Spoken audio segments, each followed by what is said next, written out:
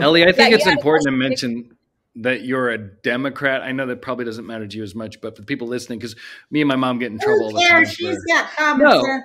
No, that's not what I'm saying. I'm saying you're dealing with the government of Hawaii. You're bringing up stuff about corruption. You're fed up with it. I just want people to know this isn't a political thing for you, because you're actually calling out a lot of members of your own party. And I think that's really important to get out, that you're not, it's not a political ad for you. Everybody needs to be calling out the assholes at the top of everything. Absolutely. And I ran for county. I was county council for 8 years. So I ran 4 terms. It's nonpartisan. We don't pick seats as council members. I ran for mayor. You don't pick a seat. You don't pick a party. I mean, right? So then I ran for state house, but now you gotta pick a party. So we are a primarily Democrat state. You're gonna get the most votes pulling a Democrat ticket. And I feel like but you know what? I mean, you can see my hair is purple, right? So red and blue make purple. So I'm a little bit of both, I feel. I mean, half the time I'm going to just say it because I'm just open and transparent. I get along more with the Republicans, you know? I mean, they're just like more real. I think because I'm like the one kind of talking about things that people don't want to talk about. Because they're the minority, they have to speak loud and bold, you know, and open and make a strong statement like I typically do. And maybe that's my reason. But, you know, again, me saying I get along with Republicans is like, what the hell's wrong with me? But you're not going to win. I don't look at parties and I don't look at colors, you know, and it's like. We're still way past that. We're into trying to get free of slavery, all of us. Yeah. We're trying to get away from this monster that's trying to consume everybody. Right. And, you know, Hawaii is a whole different animal, I feel, from other states in a way, in the sense where not just we're not just that we're the remotest landmass in the world, but that our history, you know, of the overthrow and the annexation and everything that still for me carries through today. Right. And people literally look at this land when they wake up. They're not American per se. They were never asked to be. They were forced into being part of this. And technically, right, we're a military outpost for America, right? Pearl Harbor, perfect outpost, military, all that stuff.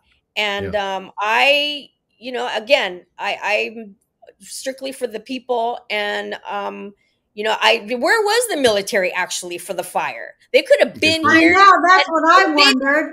You know what made me so mad about that is, wait. One at a time, ladies. You're both so fired up. You know what made me so mad about that is that the fact is that the number one people who will sign up for recruitment to the armed services are the Hawaiian people.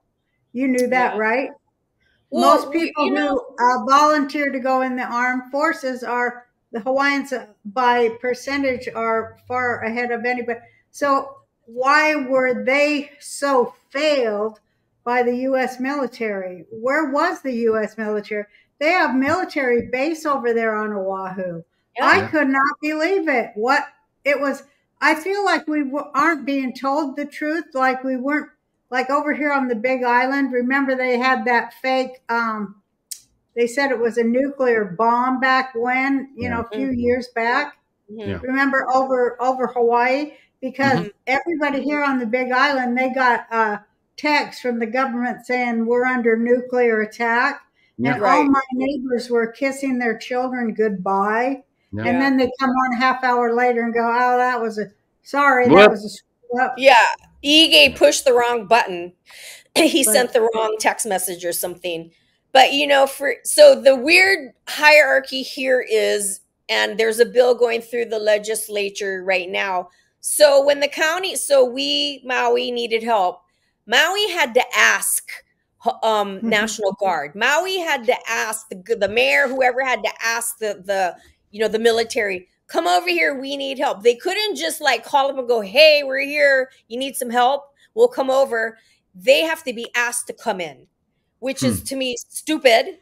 I mean, shouldn't we all just be going, hey, let's all pitch in? Well, how can we help you? We'll be right over with our ships and our helicopters and whatever, you know. Especially after Pearl Harbor. Yeah, well, you know, that's the least they can do. The least the military can do. And I just feel like they have all the equipment in the world. They have, they got money, they got manpower and everything. So I don't know. It's just a weird. You think that it has something to do with very wealthy people that think their entitlement is way off the charts, and they're like, "Oh, I could acquire an extra 5,000 acres." You know, they don't even care about what happens to the people. It's like they're so out of touch with people that the human element is just called the human element. Oh, I think what you're saying, the perfect example is the island of Lanai.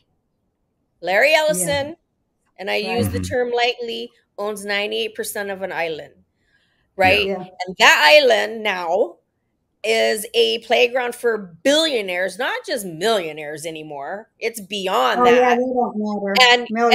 And so who knows what they're doing over there? It's sad because they're really talk about trying to get rid of the local people, right? I mean, you know what they said about that? Because I looked it up, and I said, well, I asked people because I'm nosy old woman. I always get my nose stuck in everyone's business, but I'm like, what happened to the Hawaiian people of that island when he bought it? And I was asking important people, and what they said, because they always tried to make it look like they're benevolent.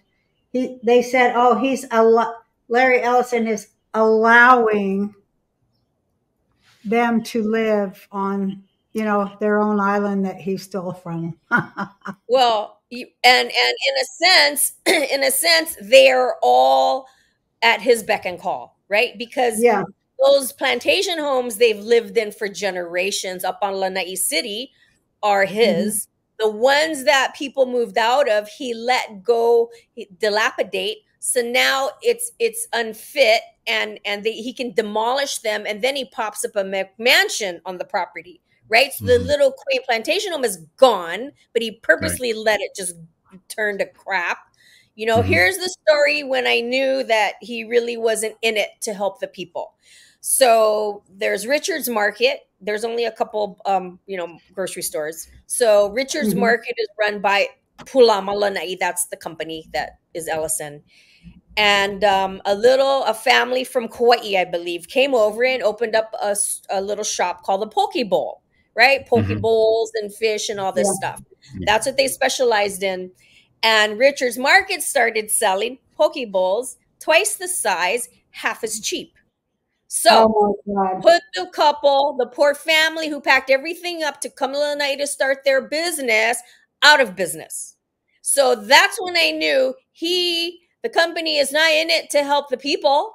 They're just to be, to rule over them, to have them be, they're just controlling them all. And that's when I was like, okay, that's what's going on. They suck.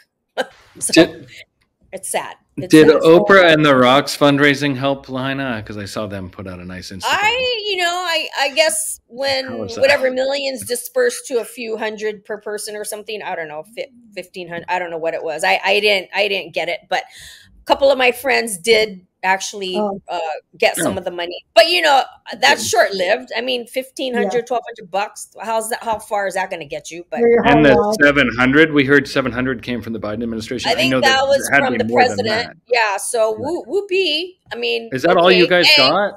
Can you fill us in? Like, what have you actually got? But then you got FEMA. You have all these other monies that are coming in, but they make you jump through and beyond hoops to get it.